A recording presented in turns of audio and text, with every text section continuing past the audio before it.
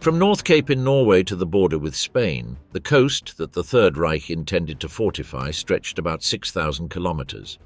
Around 2,600 in Norway, 300 in Denmark, 300 in Germany, 450 in the Netherlands, barely 70 in Belgium, and another 2,600 in France along the English Channel, the Atlantic, and, from the end of 1942, also the French Mediterranean. When the French Mediterranean coast came under OB West, it became responsible for about 3,500 kilometers of coastline from the Spanish border to almost the Danish border. The project that Hitler named the New Western Wall was meant to transform this coastal border into a continuous defensive line. At the end of 1941, he ordered the creation of strong support points, or Stützpunkte, in the most threatened areas, reinforcing the existing coastal batteries. In March 1942, he specified his ambition. Albert Speer, heading the Ministry of Armaments and the Todd organization, was to coordinate the construction of about 15,000 bunkers capable of housing around 300,000 men, distributed in 10 or 12 divisions deployed from the Spanish border to northern Norway. The coast, about 4,000 kilometers in the priority sector, was to be filled with concrete works like a gigantic board of casemates, shelters, and machine gun nests. Behind this concrete surface was a colossal construction machinery.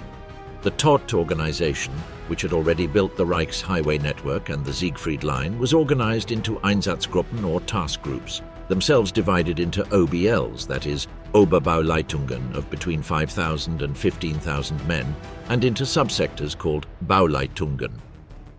On the Western Front, Einsatzgruppe West progressively controlled more OBLs. In February 1942, there were 7, and by May 1943, there were 18, spread across France, Belgium, and the Netherlands. In Norway and Denmark, Einsatzgruppe Viking operated in charge of work in the northern fjords and ports. The human scale of the project is evident in the labor figures. By the end of 1944, more than 1.3 million men were working for the Todt organization, of whom about 350,000 were Germans. The rest came from foreign contracting companies, forced laborers, prisoners of war, and deportees. Alongside them operated the Reich Labor Service, or RAID, whose youth battalions, armed with shovels and picks, dug trenches, laid barbed wire, planted mines, and helped build small fortifications, roads, and field defenses. The effort was also measured in concrete.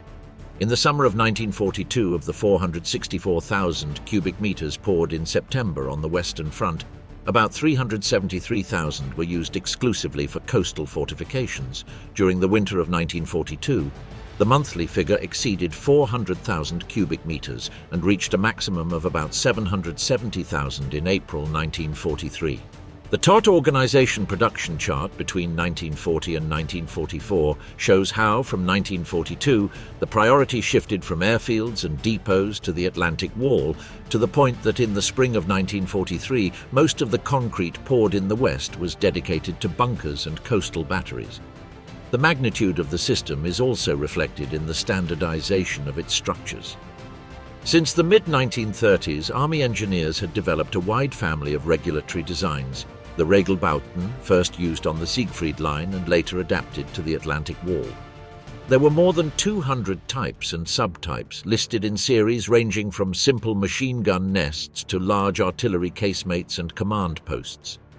The series 100 works, conceived in 1939, were characterized by reinforced concrete walls and ceilings between 2 and 3.5 meters thick, classified as resistance A and B, the highest.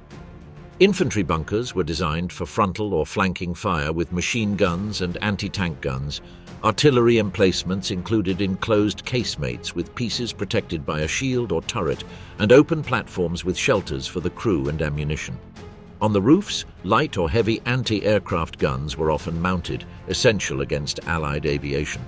For isolated positions, small circular combat pits, the Ringstände, nicknamed Tobruks because of their resemblance to the Italian positions in the Libyan city, were used.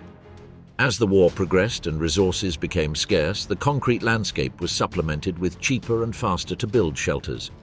The Wellblech, also called Heinrichs or Siegfrieds, were vaults made from large corrugated steel sheets covered with concrete and earth, capable of housing small garrisons.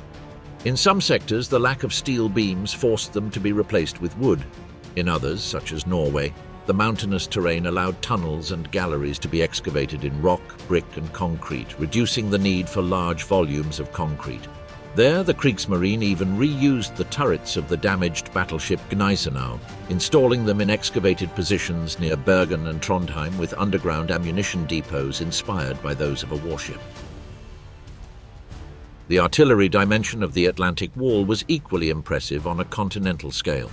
In 1943, OB West controlled 18 heavy batteries with 194mm or larger pieces, almost all naval and manned by Kriegsmarine personnel. In addition, there were 4 heavy batteries on the German North Sea coast and 13 in Norway, totaling 35 heavy batteries for some 6,000 kilometers of coast, an average of 1 per 170 kilometers. These batteries were concentrated at the most likely landing points, leaving long stretches without heavy artillery between them.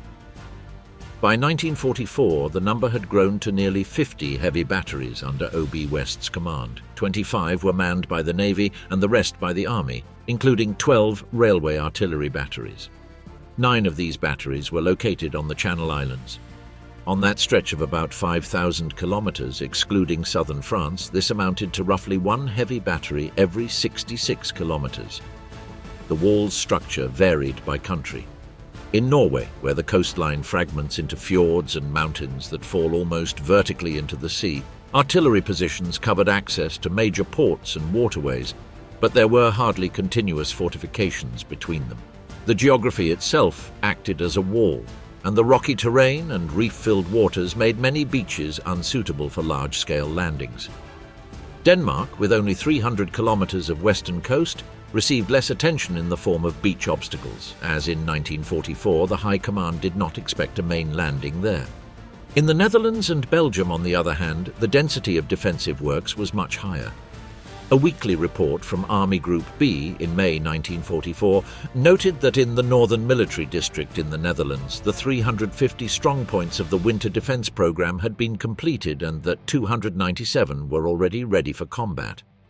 In that same sector, about 260,000 posts of the so-called Rommel asparagus had been installed, and the target had been raised from 521,000 to 900,000 posts, a figure that illustrates the multiplication of obstacles inland. On the Channel coast, especially in the Pas-de-Calais, divisions of the 15th Army occupied relatively short sectors of 30 to 40 kilometers, densely covered with bunkers, batteries and infantry positions, in contrast to stretches of up to 170 kilometers per division in Normandy, or even more on the French Atlantic coast. The large French port bases such as Brest, Lorient, Saint-Nazaire, La Pallice, La Rochelle, among others, became true fortresses with gigantic concrete shelters for submarines, casemates for heavy artillery, and land defense positions connected to coastal support points. In January 1944, Hitler formally gave them the status of fortresses, along with ports such as Boulogne, Dunkirk, Le Havre, or Cherbourg, which had to resist even when surrounded to immobilize as many Allied troops as possible. To the concrete architecture was added a belt of beach obstacles that gave the fortified coast its most characteristic appearance. The defense program in the intertidal zone, conceived by Rommel in the winter of 1943, organized the obstacles in several bands from low tide to high tide. In the lowest area, rows of wooden or steel structures with saw teeth and attached mines were placed, which at high tide were completely submerged and were supposed to explode on contact with landing craft. Higher up, still in the low tide area, wooden posts inclined toward the sea with telemines on top were planted, intended to tear the hulls of boats. Between low tide and high tide, successive lines of Belgian gates, that is, large movable metal barriers, were deployed, and closer to the shore the so-called Nussnackermine or nutcrackers, metal rails housed in a concrete base that concealed an explosive charge. When the rail was pushed by the bow of a ship, the detonator was triggered. Near high tide, tetrahedrons and concrete pyramids, Czech steel hedgehogs, small blocks and three-legged tetrapods with one arm up, as well as chevaux de frise-type barriers and curved anti-tank obstacles called hemkurven were accumulated.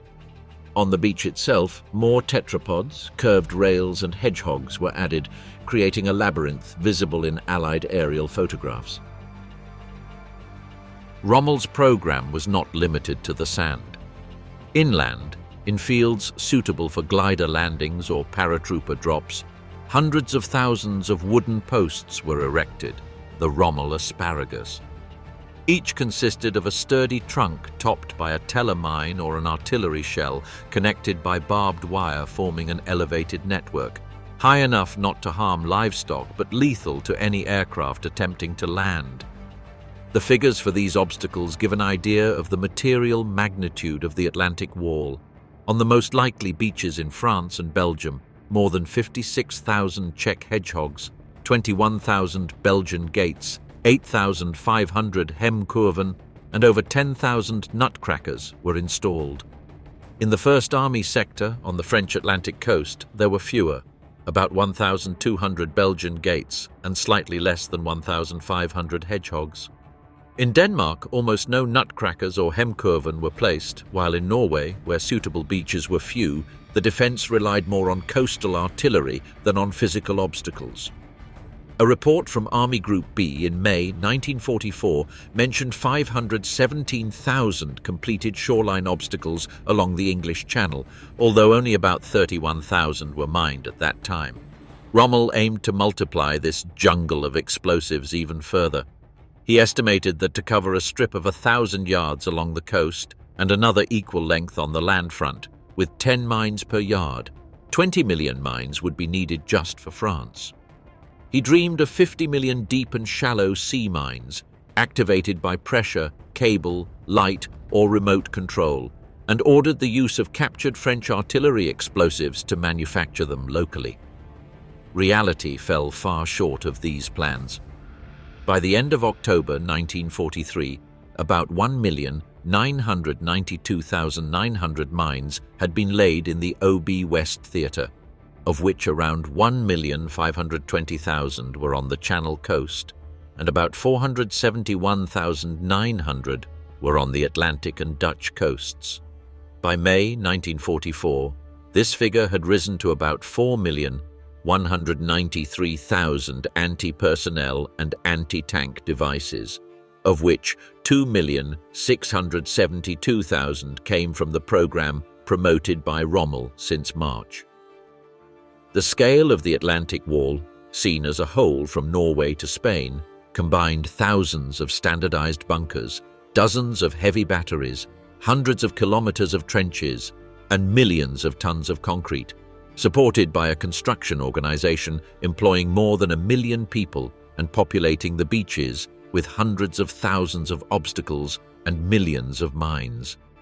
Despite everything, in the fall of 1943, both Rommel and von Rundstedt agreed that, after traveling it from end to end, this gigantic structure was still, to a large extent, a paper wall missing entire sections and defensive depth.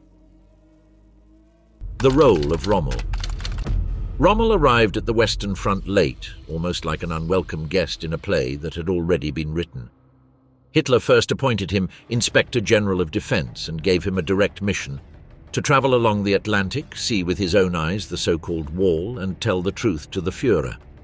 Soon after, that inspector position would turn into something much heavier: the command of the newly created Army Group B, responsible for the defense of northern France. In November 1943, Rommel flew westward. His first stop was Denmark. He travelled by train to Silkeborg, the German headquarters in Jutland, and from there began a long tour along the North Sea coast. For 10 days he toured western Denmark, inspecting batteries, machine gun nests, concrete shelters, and above all the enormous empty spaces between defences. What he found bore no resemblance to the propaganda image that Berlin sold to its own people. The Atlantic Wall, at least there, was more a promise than a reality. From Denmark, he continued south, going down the coasts of the Netherlands, Belgium, and the English Channel, until he reached Brittany.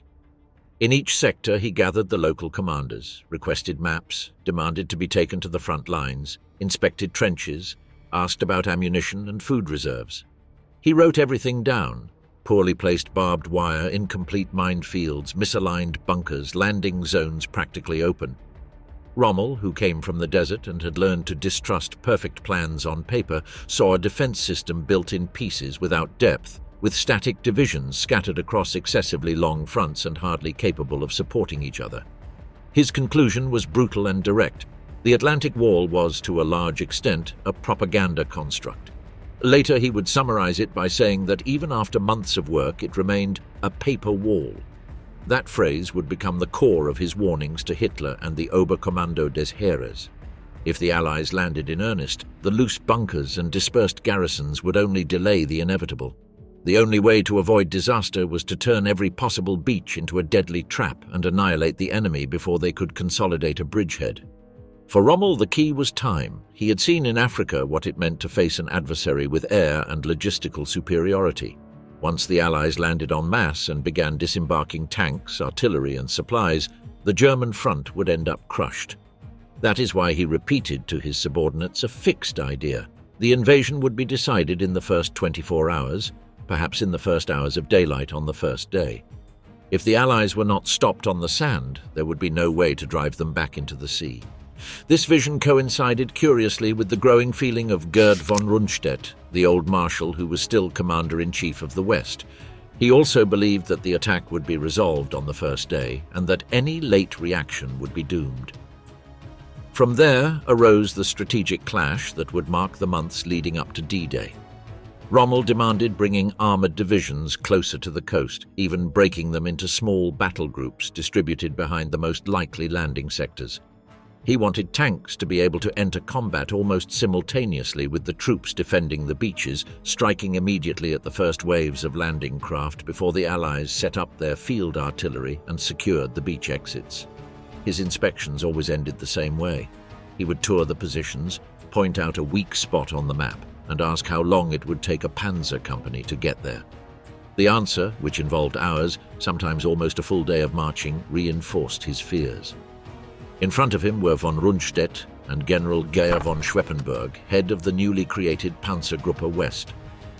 They defended the classic doctrine, keep the armoured divisions in a centralized reserve, inland, ready to launch a massive counterattack once it was certain where the main landing was. For Geyer, dispersing tanks near the coast was squandering the only force capable of deciding the battle. Rommel replied that this theory had died the moment the Allies gained air superiority. Moving large columns of tanks by day in the open meant exposing them to enemy aviation even before reaching the front. While Berlin decided whom to believe, Rommel continued acting on what was under his control. He obtained a free hand to reinforce the Atlantic Wall and did so with almost obsessive energy. He ordered millions of additional landmines to be placed, beaches filled with steel obstacles like Czech hedgehogs, stakes with explosives or crossed rails, and interior access routes sown with anti-tank ditches and machine gun crossfire fields. He insisted that every key position have concrete bunkers capable of withstanding naval and aerial bombardments, and demanded reserves of food and ammunition to endure weeks under siege. In December 1943, he installed the headquarters of his Army Group B in Fontainebleau, but soon decided it was too far from the sea. He requested and obtained permission to move to La Roche-Guyon Castle on the Seine, an intermediate point from which he could quickly travel to both Normandy and the Pas-de-Calais. From there, he continued his almost constant tours of the defences, appearing without warning in a sector, shouting at officers over every uncovered stretch of beach, literally getting into craters and trenches to check their depth and ordering one position after another to be reinforced. His physical presence, the aura of the desert fox, also served as a psychological tool. It forced routine officers and tired troops to take seriously an invasion that many still saw as distant. In his reports to Hitler, Rommel did not soften the diagnosis. Despite thousands of cubic meters of poured concrete, the defenses still had dangerous gaps, divisions were stretched to the limit, and many were made up of second-line, exhausted or doubtful quality troops. He demanded more modern anti-tank weapons, more mobile artillery, more freedom to deploy armored units. And above all, he asked for clear decisions. Either his strategy of striking on the coast with all possible forces was accepted, or it was accepted that the battle would be lost as soon as the Allies secured a port and deployed their enormous logistical power. Hitler only partially listened. He accepted part of Rommel's defensive program and allowed some armored elements to be moved forward, but refused to give up his personal control over the armored reserve and left other key divisions too far from the beaches.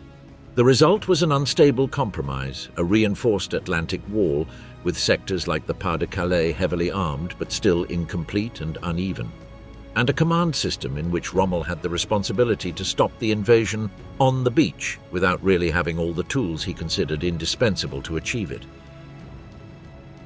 The lack of German mobility.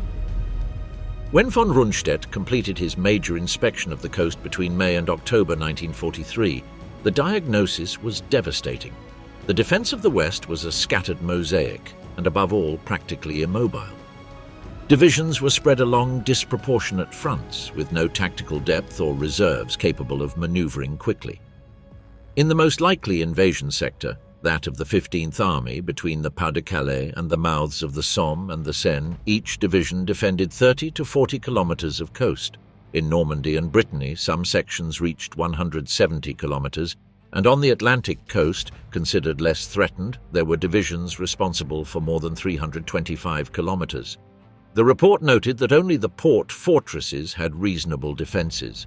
The rest of the coast was sparsely garrisoned and of little real defensive value. Rundstedt emphasized a key point: the lack of mobility would present serious difficulties. Most coastal divisions were static, with 2 depleted regiments, almost no organic transport, and limited or outdated artillery. Many of the pieces were of foreign origin, complicating ammunition supply, and divisional artillery depended heavily on slow-moving pieces drawn by horses. Added to this were rationed fuel, static divisions with trucks barely sufficient for daily supply, and a declining Luftwaffe. OB West concluded that there was no fully mobile strategic reserve capable of launching the counterattack that, in theory, should push the Allies back into the sea. The strategic context aggravated this deficit. The Eastern Front and the new war in Italy absorbed the Reich's best units. The Western divisions were constantly stripped to feed crises in other theaters. In his report, Rundstedt not only described insufficient fortifications but a military mechanism incapable of concentrating forces where needed. Defense in the West rested on static divisions tied to their sector and on mobile formations that rarely remained intact long enough to form a true reserve. Mobility was not just a matter of trucks and gasoline, but of a system of rotations and transfers that dissolved any maneuvering mass before the enemy appeared. Hitler responded to this dossier with Directive No. 51, signed on November 3, 1943. In it, he acknowledged that, after 2.5 years fighting the USSR, the real mortal blow could now come from the West. Germany could lose large stretches of territory in the East without falling, but it could not afford a defeat in France. Therefore, he ordered the defences to be reinforced, prohibited withdrawing formations from the West without his direct permission, and demanded that all Panzer and Panzer Grenadier divisions become fully mobile and be re-equipped with Panzer IV tanks before the end of the year. He also activated new formations, such as the 12th SS Panzer Division Hitlerjugend and the 21st Panzer Division, and promised to send more self-propelled and heavy anti-tank guns to France and Denmark. On paper, Hitler demanded mobility. In practice, his own orders strangled it. The prohibition on withdrawing units from the West without his authorization fixed forces on the coast and in secondary theaters that could have formed a manageable central reserve. At the same time, his obsession with possible secondary landings, especially in Norway and Denmark, led him to insist that these sectors receive priority in batteries, obstacles and troops, further dispersing already insufficient resources. With Rommel's arrival at the head of Army Group B in the winter of 1943, the internal debate on how to use mobile divisions became even sharper. Before his arrival, Rundstedt and most of his generals relied on a large armoured reserve inland intended to launch a counter-offensive once the main landing point was identified. Rommel, newly appointed inspector of the West's defence, considered this approach suicidal. The Allies possessed overwhelming air superiority, and any grouping of panzers attempting to move by day from the rear would be destroyed en route. Moreover, many of the reserve units were there to rest and reorganize after their time on the Eastern or Italian fronts, so their combat value was fluctuating. Rommel insisted that the only real chance of success was to stop the invasion almost at the tide line, with dense coastal defences and a mobile reserve very close to the beaches, ready to strike on the first day. Hitler rhetorically leaned toward this vision, but von Rundstedt and Geyer von Schweppenberg, newly appointed commander of Panzergruppe West, continued defending the classic doctrine of counterattack from the interior with an intact armoured mass. The result was a compromise. Coastal fortifications would continue to be reinforced, but the panzer divisions would remain as a reserve, not positioned as far forward as Rommel desired. This compromise, which tried to reconcile two incompatible strategic concepts, effectively generated contradictory orders for the commanders. On one hand, coastal garrisons were asked to hold at all costs in their bunkers and minefields. On the other, the armoured divisions were kept in a relatively distant reserve under high-level control that limited the initiative of frontline commanders. OB West continued insisting that only a powerful counterattack could offset the weaknesses of the Atlantic Wall, but it lacked the freedom of movement necessary to prepare that strike. The actual distribution of forces in June 1944 illustrates the extent of that immobility. Along the Atlantic Wall, from Norway to Spain, most coastal divisions were static, with less mobility than a standard infantry division. The more mobile formations, such as motorized infantry and panzer units, were kept in reserve. In the Normandy area, the 7th Army had 4 static divisions and 2 infantry divisions. The only armoured element capable of reaching the coastal sector on D-Day itself was the 21st Panzer Division. Meanwhile, the 15th Army in the Pas-de-Calais had 18 divisions, including 3 panzer divisions and 2 relatively strong SS panzer divisions, as well as 6 static divisions and 1 infantry division, protecting a coastline much shorter than Normandy's. Allied superiority at sea and in the air turned this poor distribution into a liability. The battleship Tirpitz was practically immobilized in Norway after being damaged by British mini-submarines. The Scharnhorst had been sunk. The U-boats, although protected in their fortified bases, could hardly influence channel operations. The Luftwaffe had largely been withdrawn to defend the Reich's territory, further weakening the ability to provide air cover over France. As a result, on June 6th, the Allies dominated the sky, the sea, and thanks to their concentrated ground force, also the initiative on land. Even the construction effort to reinforce the Atlantic Wall ended up backfiring on German mobility. In the second half of 1942 and the winter of 1943, the Todt organization poured colossal amounts of concrete onto the coast. In April 1943, a peak of about 770,000 cubic meters was reached in a single month. But from 1944 onward, Allied bombing heavily hit transport lines in the west, forcing construction resources to be diverted to repairing railways and roads. When Rommel took command, the volume of concrete again rose to 600,000 cubic meters in April 1944, only to collapse as attacks on infrastructure intensified. The same logistics network that was supposed to enable the movement of armored divisions to the coast was eroded by bombs, narrowing the margin of maneuver even further. Utah, Sword, Gold, and Juno, the Allied beaches.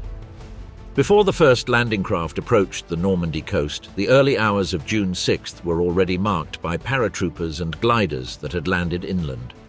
In the western sector, men of the US 82nd and 101st Airborne Divisions had dispersed through the marshes and hedgerows behind the future Juno Beach, many of them far from their intended zones. However, that same dispersion, chaotic at first glance, ended up confusing the German command and hindering any coherent response. Small, isolated groups cut roads, blew up bridges, and occupied crossings, creating a hostile maze for any enemy reinforcements attempting to reach the coast. German units on the Cotentin Peninsula, surprised by rumors of tens of thousands of paratroopers and by contradictory reports, took time to understand the real scale of the operation. Some key commanders were absent or poorly informed, and the chain of command was temporarily paralyzed. In that context of confusion, the American paratroopers consolidated positions around the causeways that crossed the flooded marshes, critical points through which the regiments of the 4th Infantry Division were later to advance from the beach. The terrain, deliberately flooded by the Germans as a defense, ironically became an ally of those already behind the coastal defenses. When the naval forces of the 7th Corps began the preliminary bombardment over the Utah sector, The beach was defended by a combination of artillery casemates, machine gun nests, and minefields laid out in front of the sandy strip. The Germans had placed obstacles in the intertidal zone, but the density of the defense was not like that of the central sectors. Naval fire was concentrated on identified strongpoints, and aviation had previously bombed positions, although many bombs fell inland. Even so, the psychological effect was enormous. The coastal garrison suffered cut communications and a sense of isolation that weighed on their will to resist. In certain stretches, units advanced under machine gun and field artillery fire from strong points that remained intact, while in others, the combination of smoke, craters, and the demoralizing effect of the bombardment allowed companies to cross the sand strip with less opposition. The German defenses at Gold were based on minefields, obstacles in the intertidal zone, and bunkers that dominated the beach exits. The Germans had concentrated their fire on natural access points, so the first British waves were funneled into narrow corridors where every movement was exposed. Nevertheless, as the sappers opened breaches and specialized tanks went into action, many strongpoints were isolated and overcome from the flanks or the rear, forcing their defenders to surrender or be eliminated after brief but fierce house-to-house fights. At Juno, the 3rd Canadian Division had to fight not only against fortifications but also against the sea and the weather. The surf delayed the arrival of some landing craft, diluting part of the effect of the naval bombardment. The defenders had a few extra minutes to leave their shelters and return to their firing positions. The barbed wire, minefields, and machine gun nests behind the seawall became a wall of fire that swept the first waves. Many landing craft were hit even before touching the sand. The soldiers who managed to land had to crawl among craters and obstacle debris while seeking any cover behind the few protective elements the beach offered. The fundamental difference from Utah became evident from the first minutes, wherein the Cotentin Peninsula resistance was fragmentary, and the current had diverted the Americans to a less defended stretch. In the Canadian sector, the fortifications were well positioned to cross fire over the landing zone. The combination of physical obstacles and machine gun accuracy turned that stretch of coast into a lethal filter. However, once the sappers and tanks managed to breach walls and barbed wire, the Canadians began infiltrating the back streets of coastal towns, taking fortified houses and reducing one by one the strongpoints that still resisted. Despite initial losses both at Juno and Gold, the advance inland accelerated once the battalions managed to reorganize beyond the line of houses bordering the beach. German artillery, although still dangerous, lost some of its effectiveness when the targets ceased to be masses of men on the sand and dispersed into small groups among hedges, orchards, and country roads. Climatic and resistance differences between sectors were reflected in the pace of advance. While in some areas vehicle jams formed on saturated or bombarded roads, in others combat groups advanced quickly, encountering only isolated resistance from units cut off from their commands. At Sword, the 3rd British Division, supported by the remnants of the tanks that had reached the coast, pushed toward towns like Hermanville and the Perriers Hills. There they encountered positions like Hillman, a complex of concrete bunkers and steel domes that dominated the terrain and were protected by minefields and barbed wire. The 1st Battalion of the Suffolk Regiment had to cross that terrain with almost no naval artillery support, relying only on their own field guns and machine guns. German resistance was fierce. Some defenders had to be literally expelled from their shelters using demolition charges placed by the sappers. Further south, the British plan to take Caen on the first day unraveled. The attempt to combine infantry and armor advancing along narrow routes under German artillery fire generated jams stretching from inland to the beach itself. The unusually high tide had reduced Sword to a strip only a few meters wide, hindering tank maneuvers and vehicle exit inland. As a result, although the beachhead was secured, the deep offensive toward the city was stalled due to lack of coordination, mine-saturated terrain, and the appearance of the German 21st Panzer Division, which forced forces to concentrate on defense rather than continue advancing. Omaha, the hell of D-Day. Omaha Beach, assigned to the 1st and 29th U.S. Infantry Divisions, was an apparently docile stretch of sand, but turned by the Germans into a perfect trap. Behind the pebble strip rose sandy slopes covered with seagrass, up to 30 meters high, topped with machine gun nests, field guns, and concrete bunkers that dominated every meter of the bay. Accesses inland were reduced to 5 narrow valleys through which vehicles and troops had to exit. Each of these exits was crossed by fortified positions covering the beach frontally and from the flanks. It was not just another landing coast, it was the sector that Captain Scott Bowden himself had warned General Bradley was formidable and difficult to attack. Rommel had reinforced this naturally favourable terrain with the most fearsome underwater obstacle system of the Atlantic Wall, posts with mines, steel hedgehogs, Belgian gates, barbed wire and staggered minefields from the waterline to the base of the slopes. The concave beach allowed frontal and enfilading fire. Anything that moved was trapped in a fan of machine gun fire. Immediate defence formally fell to the 716th Infantry Division, a static unit stretched along 60 kilometres of coast and reinforced with captured Soviet Osttruppen battalions. But, unbeknownst to the Allies, part of the veteran 352nd Infantry Division had advanced toward the shoreline.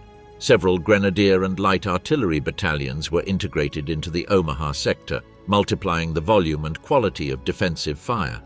In theory, the preliminary bombardment was supposed to neutralize all of that. At 6:05, waves of US heavy bombers appeared over the sea. Fearing they would hit the first wave landing craft, they dropped their bombs seconds later than planned.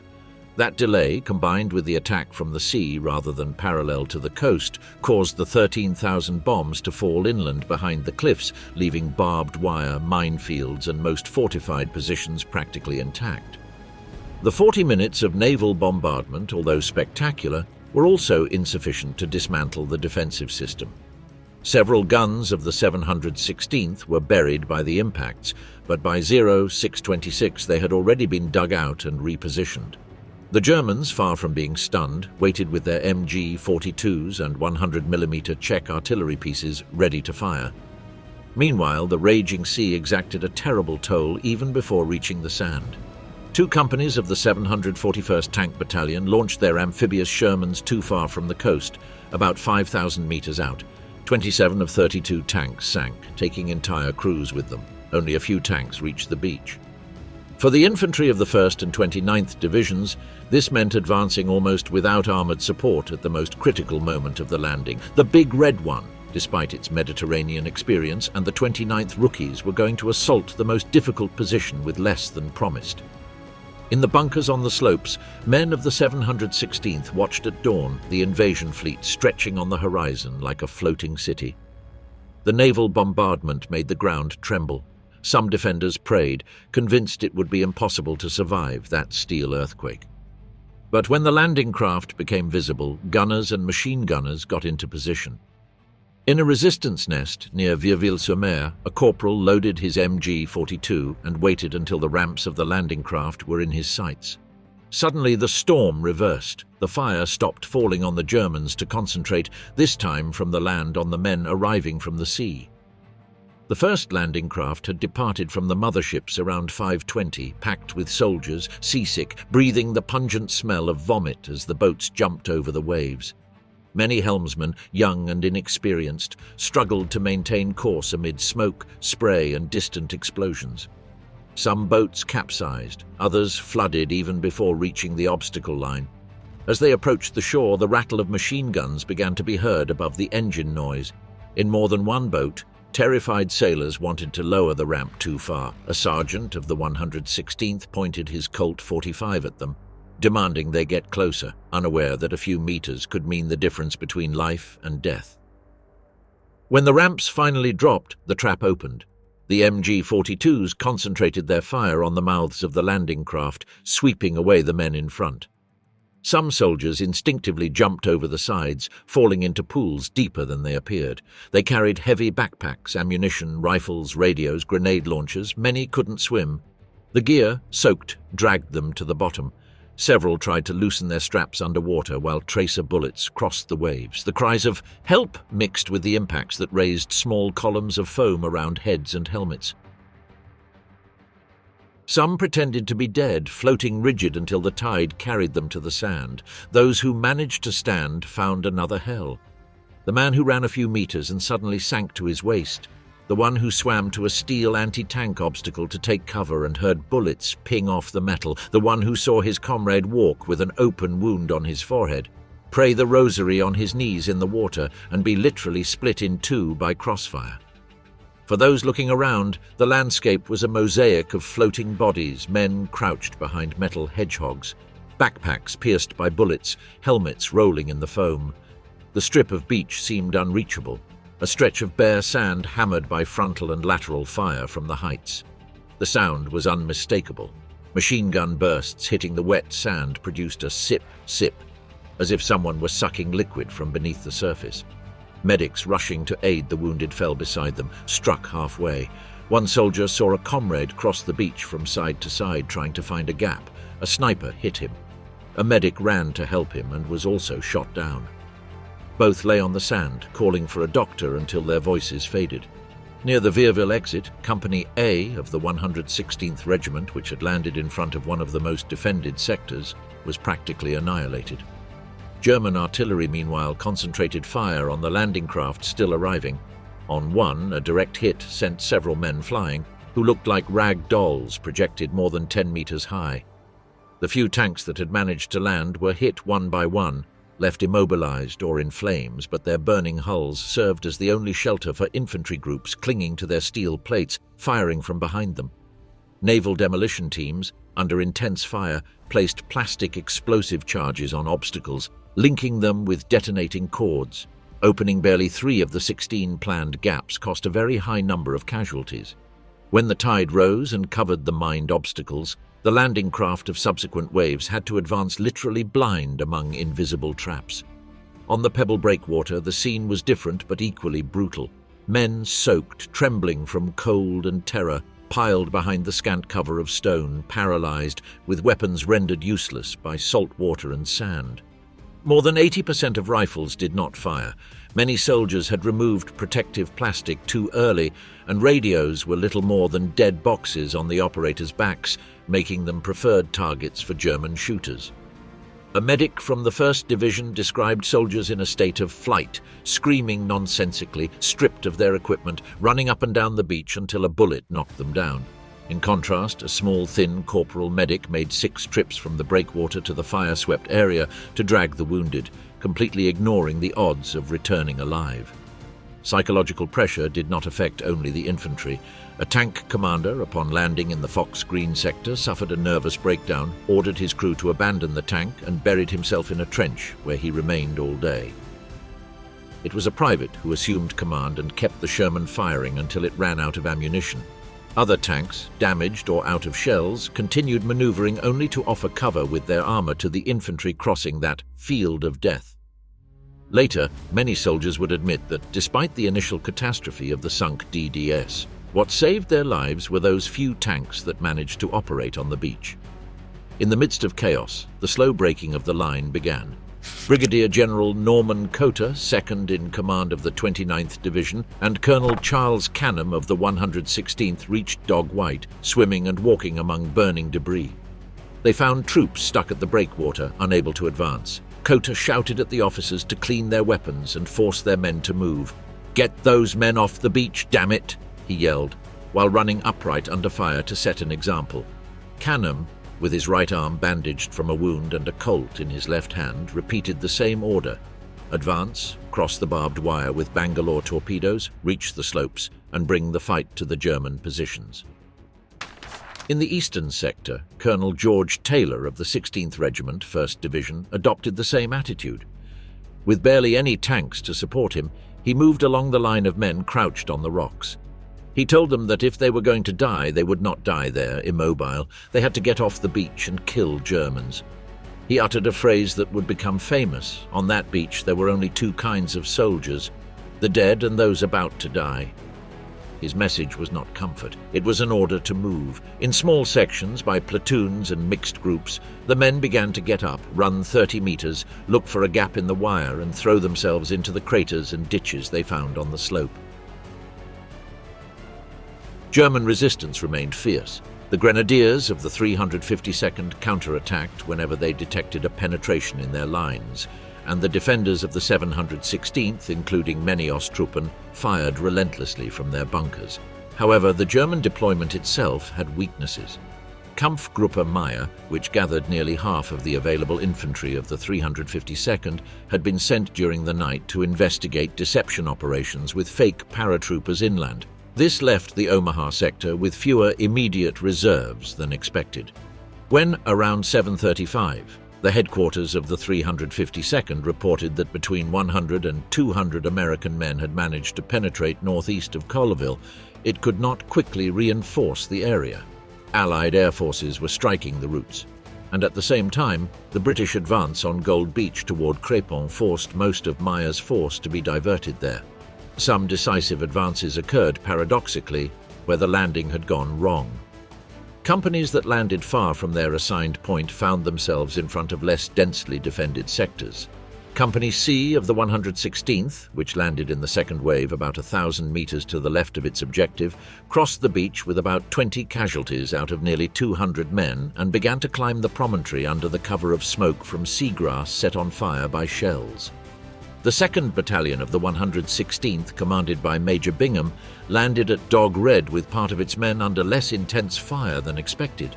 Those who managed to cross the Breakwater cleared a 3-story house under the cliff, stormed nearby trenches, and began dislodging German positions with bayonets and grenades. While all this was happening, the command posts aboard the ships watched fragmented reports with anxiety. Destroyed landing craft, engineers unable to open sufficient breaches, officers killed in alarming proportions. General Gero conveyed such a grim picture to Bradley that he even considered for moments the possibility of evacuating Omaha and diverting the following waves to Utah or the British beaches. But the reality on the ground was more nuanced. While some sectors remained slaughterhouses in front of exits like Vierville, in others, small groups of soldiers were already at the top of the slope, overrunning machine gun nests from the rear and taking prisoners. In letters later written to their families, many survivors remembered that morning as a succession of short runs, desperate prayers, and decisions that lasted a second. A man from Minnesota spoke of advancing in 30-meter stretches, throwing himself to the ground each time, praying more than in his entire life. Another admitted that, looking back, only a few of his original platoon remained. There were wounded who crawled to clean, soaked rifles and leave them ready for those who could still fire. Others, with a shattered leg, encouraged their comrades to keep climbing. Hitler's reaction and the final outcome of the landing. The first news about the landing in Normandy reached the German headquarters in Berchtesgaden at around 3 in the morning on June 6th. However, they did not wake Hitler. 3 hours later, as more details were received by telephone, General Gunther Blumentritt, Chief of Staff of the Western Commander-in-Chief, von Rundstedt, informed General Wallemont that this was probably the invasion and it seems that Normandy is the place. Recognizing the seriousness of the situation, Blumentritt, on behalf of von Rundstedt, requested that the reserves under the control of the High Command of the Armed Forces, consisting of 4 motorized or armored divisions, be moved from their current positions to locations closer to the beaches. Immediately, General Wallemont contacted General Jodl, Chief of Operations of the OKW. "We quickly realized," Wallemont remarked, "that Jodl was well informed, but despite the new data, he was not fully convinced that this was the definitive invasion. That is why he did not think it was the moment to mobilize our last reserves," and added that von Rundstedt should try to handle the situation in another way first. According to Jodl, the priority was to clarify whether the operation in Normandy was merely a preliminary attack to divert attention from the true invasion across the Dover Strait. Wallemont also notes that Jodl made this decision under his own responsibility, that is, without consulting Hitler. This later generated severe criticism toward the OKW. The German defeat in Normandy, with all its disastrous consequences, was, according to popular view, a direct result of the decision not to mobilize the OKW reserves. Until 10:30 in the morning, the staff at Rommel's headquarters in La Roche-Guyon did not consider the situation clear enough to inform Rommel, who was still in Germany. Other key officers were also away from their posts. General Schlieben, commander of the Cherbourg fortress, was attending a training course in Rennes, and General Feuchtinger, in command of the 21st Panzer Division, the strongest unit in Normandy, was on leave in Paris with his operations chief. Throughout the morning of June 6th, communications between different parts of the German Supreme Headquarters in Berchtesgaden were limited to telephone calls. General Jodl and his advisors were in the small Reich Chancellery, while their staff was in another building. Hitler remained at his Berghof residence. At noon, the main officers of Berchtesgaden held the daily briefing with Hitler, although on this occasion the meeting did not take place in Berchtesgaden but a few hours' drive away at Klesheim Castle, north of Salzburg. The reason for this change of location for the briefing was the state visit of the Hungarian Prime Minister, General Döm Stoy, who was a former military attaché in Berlin and was to be received with full honors. Due to the news from Normandy, the usual briefing, which sometimes with official visits became a formality with little content, was preceded by a preliminary conference in a room adjacent to the castle's hall. The need to make clear and quick decisions felt urgent. According to General Warlimont, many of those present, including himself, were very nervous about the consequences of the events unfolding. While observing the maps and charts, they waited with uncertainty for Hitler's arrival and the decisions he would make. However, the high expectations soon faded as usual, Hitler reacted detachedly. Approaching the maps, he laughed disdainfully and adopted a carefree attitude as if it were an opportunity to settle scores with the enemy. With a marked Austrian accent, he said, "So here we go." And after brief reports, the meeting continued with the Hungarians. Warlimont commented that the overestimation of German forces and confidence in a final victory was even more irritating than usual. Hitler, convinced that the Normandy landing was not the true second front, was unsure whether to concentrate all his resources on the bridgehead. During June 6th, secret orders were issued to the German naval units, instructing them to prepare for possible surprise attacks in areas outside Normandy. This message was deciphered at Bletchley that same afternoon, giving the Allies certainty that on June 7th, the German army would not move its entire force toward the invasion. The hard battle for Normandy.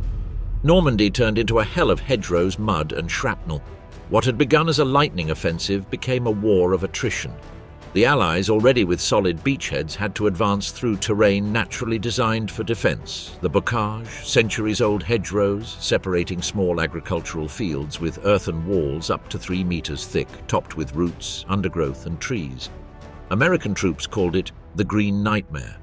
The 1st Infantry Division, hardened in Africa and Sicily, discovered that its tactics were useless here. The hedgerows prevented the use of tanks and direct support artillery, and German ambushes turned every road into a corridor of death. Columns advanced at a walking pace, snipers fired from the undergrowth, invisible German mortars swept the edges. In this scenario, the Wehrmacht defended itself with unexpected tenacity, combining veterans of the 352nd Division with fresh units transferred from the interior. The German doctrine of elastic defense, striking and then retreating, worked perfectly among the hedgerows. The Allies tried to break through with artillery fire and bombardments, but each strike left behind more craters and rubble, hindering their own mobility. Sappers improvised solutions. Sherman tanks began carrying steel front blades to break through embankments, becoming the so-called Rhino tanks. Still, progress was measured in mere meters per day. The towns of Normandy, Carentan, Saint-Lô, and Tilly-sur-Seulles were reduced to ruins by bombardments. Neither side gave ground. In the British sector, the epicenter was Caen. The city should have fallen on D-Day, but became a symbol of German resistance.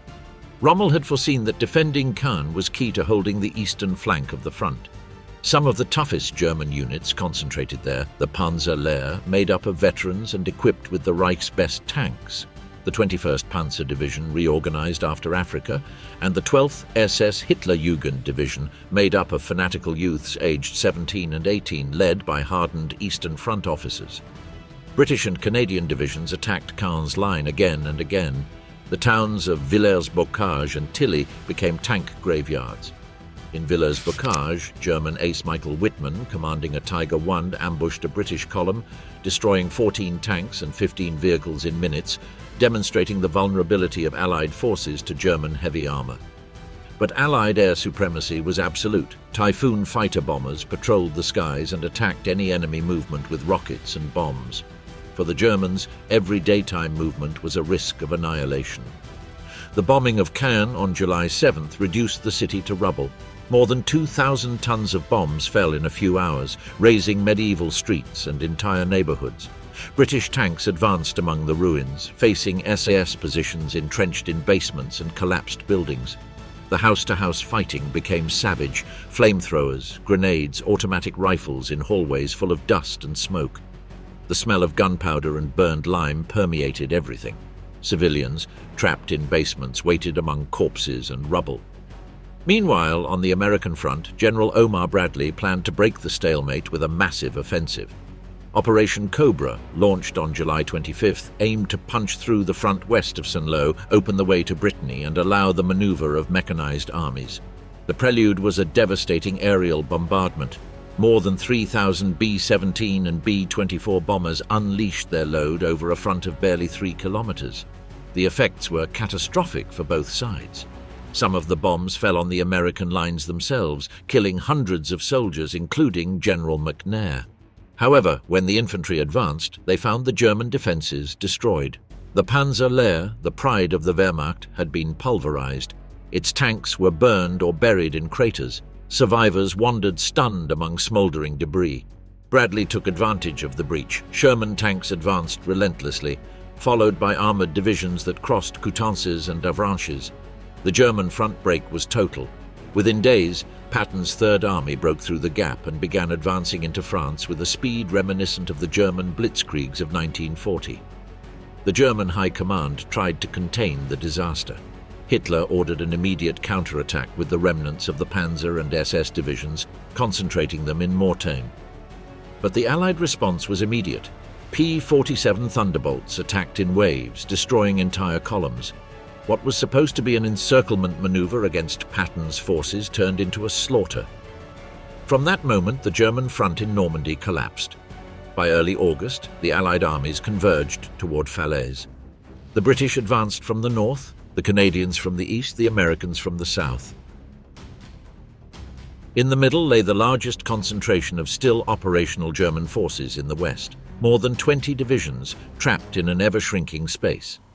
This was the beginning of the so-called Falaise pocket. For days, the encirclement tightened. Roads were filled with refugees, wounded soldiers, and columns of vehicles. The Luftwaffe barely existed. The sky was an absolute Allied domain. Fighter bombers attacked relentlessly. Tanks, trucks, horses, everything burned. The scene became an apocalyptic landscape. Corpses, craters, mutilated animals, the unbearable stench of decomposing bodies. German divisions tried to escape through the Chambois corridor, the last gap between the Canadian and Polish forces in the north and the American forces in the south. Fighting there reached a level of desperate ferocity. The Poles of the 1st Armoured Division occupied the heights of Montormel, cutting the escape routes. Around them, thousands of German soldiers tried to break through. Bursts of machine gun fire and artillery blended with the screams of the wounded and the roar of destroyed engines. Later witnesses spoke of a valley of death. On August 21st, the pocket closed completely. Some 50,000 German soldiers were captured. Another 10,000 died or were buried under the rubble of their vehicles. The Panzer Lehr, 12th SS, and 21st Panzer Divisions ceased to exist as effective forces. Rommel, seriously wounded days earlier by an air attack, would not see the end. The Wehrmacht had lost over 400,000 men in Normandy among dead, wounded, and prisoners. The liberation of Paris, a few days later, was the direct consequence of that total defeat. The German army could no longer sustain a coherent defensive line. The war in the hedgerows had been a test of physical and moral endurance, and although the Allies paid a very high price with more than 200,000 casualties recorded, the sacrifice sealed the definitive ruin of the German army in the west. Normandy was unrecognizable. Towns reduced to ashes, fields turned into improvised cemeteries, dead cows among bomb craters. Soldiers who survived the hedgerows remembered the sweet and nauseating smell of earth mixed with blood, the sight of comrades disappearing among leaves and smoke, and the constant sound of Allied artillery, which did not cease a single day for 2 months. The campaign that was supposed to last a week had lasted almost 80 days. But with the fall of Falaise, the way to the Seine was open, and with it the direct route to the heart of Germany. Conspiracies against Hitler begin, July 1944. There are conspiracy theories that attempt to justify the German defeat in Normandy, starting from D-Day itself. According to some of Hitler's followers, Lieutenant General Hans Speidel, chief of Rommel's general staff, is accused of having obstructed the counterattack of the armoured divisions against the British. According to this narrative, Hitler was completely certain that the invasion would begin in Normandy, and although he was awake during the early hours of June 6th, the delay in deploying the armoured divisions was not his fault. The theory maintains that Speidel, acting in Rommel's absence, deliberately sabotaged the German response, which would be interpreted as a stab in the back. This story, which seeks to exonerate Hitler and blame certain general staff officers, is full of inconsistencies and contradictions. It is true that within the German army there were conspiracies against Hitler, but by June 6, 1944, there were no concrete plans or prepared action. Claiming that Speidel manipulated the performance of the 12th SS Panzer Division Hitler Youth and withheld the 2nd and 116th Armoured Divisions in an attempt to carry out a coup in France at that time is completely unfounded. However, it is important to note that Speidel played a relevant role in the conspiracy that 6 weeks later would culminate in the failed assassination attempt on Hitler in East Prussia. There was another type of opposition to Hitler that did not advocate his assassination and instead proposed forcing a peace with the Western Allies. This sector of the resistance had as a key figure Rommel himself, who believed that the best solution was to force Hitler to sign a peace agreement. If Hitler refused, a process against him would be initiated. However, followers of the more radical line, such as General Henning von Tresckow and Colonel Klaus Schenk von Stauffenberg, rejected this option, convinced that the strategy of attempting to negotiate peace was destined to fail. They considered that the SS and the Nazi Party would present such firm opposition that any attempt at peace could lead to a civil war. Only a coup to suddenly overthrow the Nazi regime could create the conditions to form a government that, with a dose of misplaced optimism, they hoped would be recognized by the Western Allies. Speidel, who had known Rommel since World War I, had been appointed chief of Rommel's general staff at the beginning of April 1944 and summoned to Hitler's headquarters at the Berghof. During that visit, Jodl gave him clear instructions on the defense of the French coast and mentioned that Rommel was prone to pessimism due to the difficult experience of the campaign in Africa. His main task was to lift Rommel's spirits. Upon arriving in La Roche-Guyon 2 weeks later, Rommel shared his bitterness about the experiences in Africa, especially about Hitler's continuous attempts to project a reality that did not exist. Rommel expressed that the war must end as soon as possible. Speidel then told him about his contacts with Generaloberst Ludwig Beck, former chief of the General Staff, and the resistance movement in Berlin, which was determined to end the Nazi regime. In his later conversations, Rommel would condemn Hitler's excesses and the absolute anarchy prevailing in the Nazi government. Despite his criticisms, Rommel remained reluctant to the option of assassination as a solution. His approach continued to be more moderate, seeking alternatives that could avoid a violent escalation while putting an end to the regime without resorting to the physical elimination of the dictator. On May 15th, Rommel participated in a secret meeting with his old friend General Karl Heinrich von Stülpnagel, military commander of Belgium and northern France. Although part of the group conspiring against Hitler, Stülpnagel was known to be a staunch anti-Semite. Had he not committed suicide shortly afterward, it is very likely that at the end of the war he would have faced charges for war crimes due to his activities on the Eastern Front and his participation in the persecution of Jews in France. During the meeting, they both discussed the immediate measures necessary to end the war and overthrow Hitler's regime. Stülpnagel was aware that they could not count on Generalfeldmarschall von Rundstedt, even though the old Prussian perfectly understood the gravity of the situation and dismissed the Bohemian corporal, referring to Hitler. Stülpnagel believed that in the event of an uprising, Rommel would be the only person who enjoyed unquestionable respect from both the people and the German armed forces, and even from the Allies. This was due to the image of a military leader that Rommel had cultivated, earning admiration through his battlefield prowess, which granted him a legitimacy that other German generals did not possess.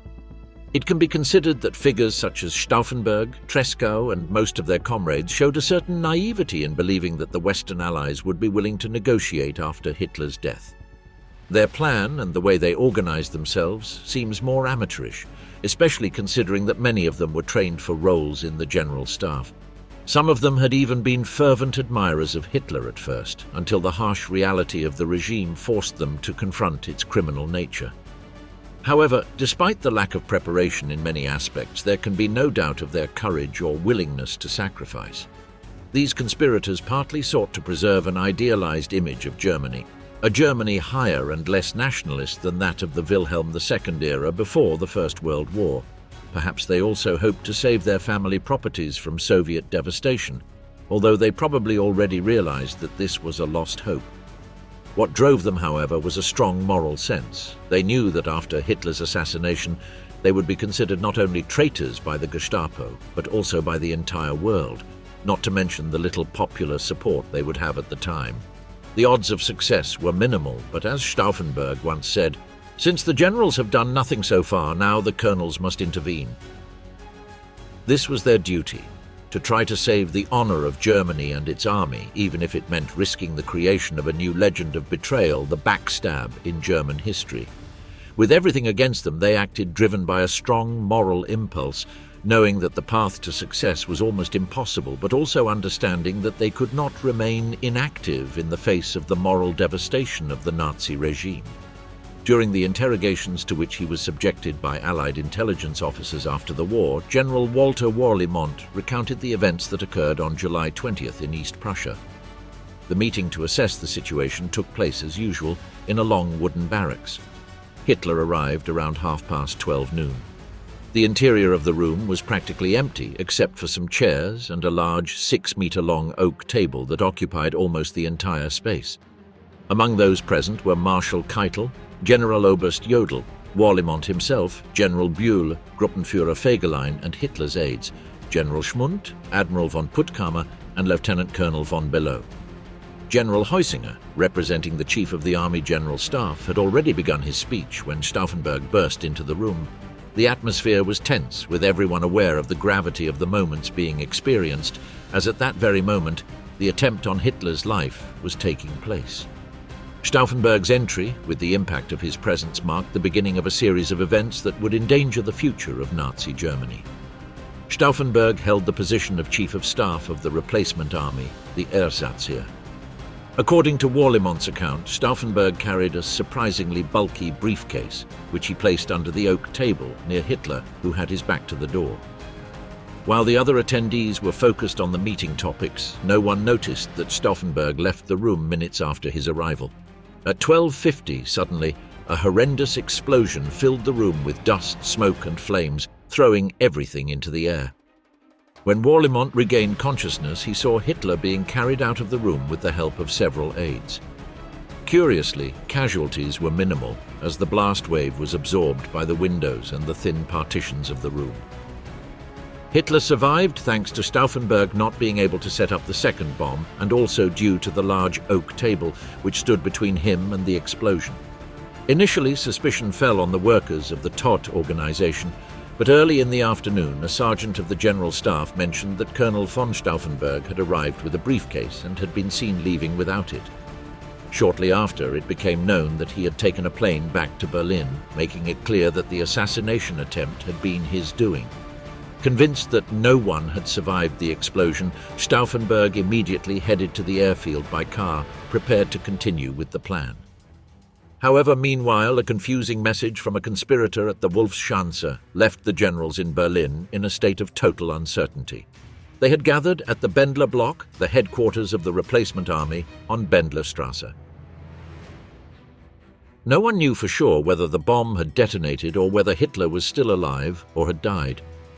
General Feldmarschall Friedrich Fromm, commander-in-chief of the replacement army, refused to activate the coup, known under the codename Valkyrie, until he was completely sure of Hitler's death. Fromm knew that if Hitler was still alive, the coup would have virtually no chance of succeeding. The lack of coordination and effective communication among the high-ranking officers involved in the conspiracy generated total confusion about Hitler's fate, causing delays and increased chaos. When Raymer arrived at Haas's office, he sensed a tense atmosphere. There, he was informed that Hitler had died in an incident and that, because of this, a revolution had broken out, with executive power being transferred to the army. However, Rommel later claimed to have asked several questions regarding this information. What had Hitler died from? Where had the revolution occurred if he had noticed nothing unusual during his tour of the city? Were the revolutionaries foreign workers? Why had executive power been transferred to the army instead of the Wehrmacht? Who was to succeed Hitler and who had signed the orders to transfer control to the army?